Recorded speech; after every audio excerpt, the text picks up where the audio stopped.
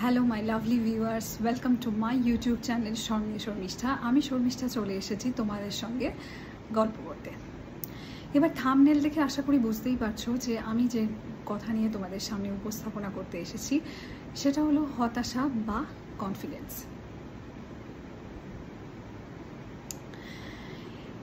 এই হতাশা বা কনফিডেন্স এই দুটো না খুব কোরিলেটেড ওয়ার্ড, মানে এই ফ্রাস্ট্রেশন বা কনফিডেন্স যেটাই বলো না কেন খুব কোরিলেটেড ওয়ার্ড। দেখবে আজকে হয়তো একটা কাজ হলো না,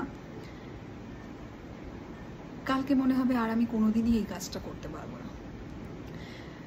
বা হয়তো কোনো কাজটা আজকে হলো না, তখন এমন একটা হতাশা তৈরি হলো, মনে হলো ওই রিলেটেড কোনো কাজই বোধহয় আমার জন্য নয়।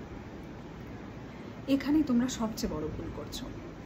আচ্ছা বলো তো, আমরা এই যে ক্যামেরার সামনে যারা এত কথা বলি বা যাদেরকে আমরা তথাকথিত সেলিব্রিটি বলি, মানে ধরো অ্যাক্টর, অ্যাক্ট্রেস, পলিটিশিয়ান,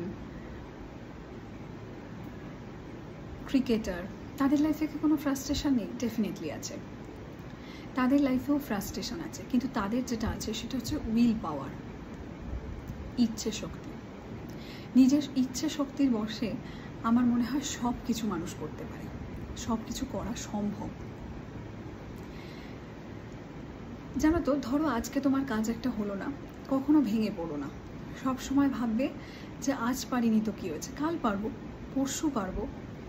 পারবো না বলে পৃথিবীতে কোনো শব্দ নেই। সব কিছু আমরা করতে পারি, আমরা মানুষ হয়ে জন্মেছি, আমাদের দ্বারা সব কিছু করা সম্ভব। সেলফ কনফিডেন্সটাকে বুস্ট আপ করতে হবে। মানে ধরো আজকে তুমি একটা রান্না করতে ব্যর্থ হলে, কালকে তোমার মনে হলো আর কোনো দিনই আমি রান্না করতে পারবো না, বা আমি কোনো দিনই এই জিনিসটা রান্না করতে পারবো না, বা রান্নাটাই আমার জন্য নয়। একদমই তা নয়।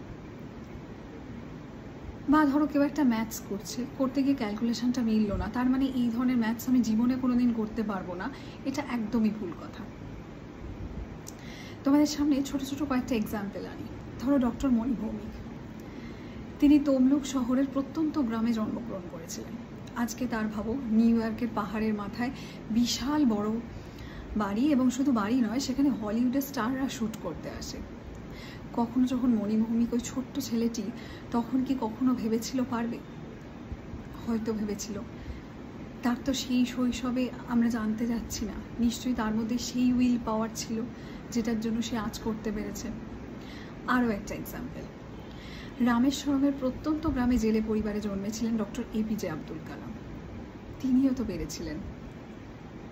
তিনি শুধু ওয়ার্ল্ড ফেমাস সায়েন্টিস্ট হননি, তিনি আমাদের দেশের রাষ্ট্রপতি হয়েছেন, দ্য মিসাইল ম্যান হয়েছেন। তাহলে তিনিও তো পেরেছেন অত গরিব পরিবারে জন্মগ্রহণ করে। তাহলে মানুষ পারে না এরকম কোনো কাজ নেই।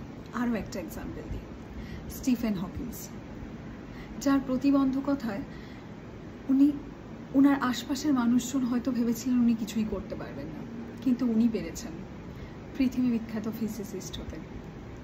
তাহলে কথাটা হলো যে উইল পাওয়ার কিন্তু মানুষকে কোন শিখরে পৌঁছে দিতে পারে সেটা কিন্তু সে নিজেও জানে না, কিন্তু উইল পাওয়ারটাই মোস্ট ইম্পর্ট্যান্ট।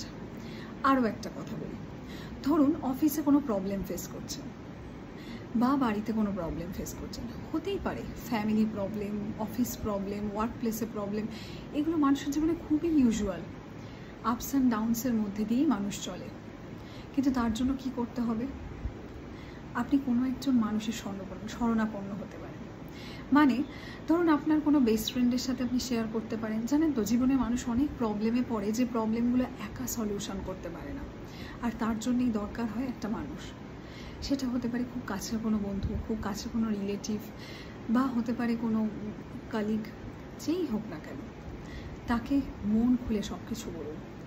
সেই হয়তো আপনার প্রবলেমের সলিউশন এক মুহূর্তে করে দিতে পারে।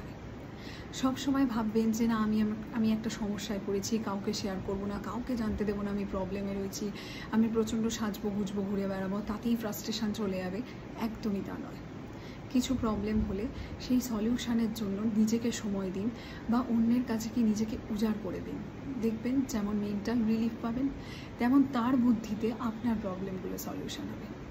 আর যদি এগুলো কোনোটাই করতে ভালো না লাগে, তাহলে সবশেষে হচ্ছে আমাদের ঈশ্বর আছে, সেটা ভগবান হোক, আল্লাহ হোক বা গড হোক, যার যেখানে দেবতার দরবার আছে, সেখানে গিয়ে চুপ করে চোখ বন্ধ করে মেডিটেশন করুন, নিজের সমস্যাগুলো তার সামনে দিন, তাকে বলুন, তাকে যে নামে ডাকেন সেই নাম দিয়ে বলুন যে তোমার কাছে এসেছি, তুমি আমার সমস্যার সমাধান করো। দেখবেন এই 3টে পথের মধ্যে আপনি যে কোনো একটা পথ অবলম্বন করুন, আপনার সমস্যা সমাধান হতে বাধ্য। কেন হবে না? পৃথিবীর কত বড় বড় সমস্যা সমাধান হয়ে গেল। যখন দুটো দেশে যুদ্ধ লাগে তখন তাদের দেশের যে মাথারা থাকেন, রাষ্ট্রপতি, প্রধানমন্ত্রী, তারা যদি নিজেদের মধ্যে আলোচনা করে সমস্ত প্রবলেমের সলিউশন করতে পারে, তাহলে আমরা কেন পারবো না? আমরাও পারবো। যাই হোক, খুব ভালো থাকবেন, পরিবারকে ভালো রাখবেন, নিজের কাছের মানুষ আপনজনকে ভালো রাখবেন, নিজেদের যত্ন নেবেন, নিজেরা ভালো থাকবেন। চলুন, আপাতত আজকের দিনটা এইটুকুই থাক, পরে আবার কোনো প্রবলেমের সলিউশন নিয়ে আপনাদের সামনে হাজির হব। খুব ভালো থাকবেন, গুড বাই।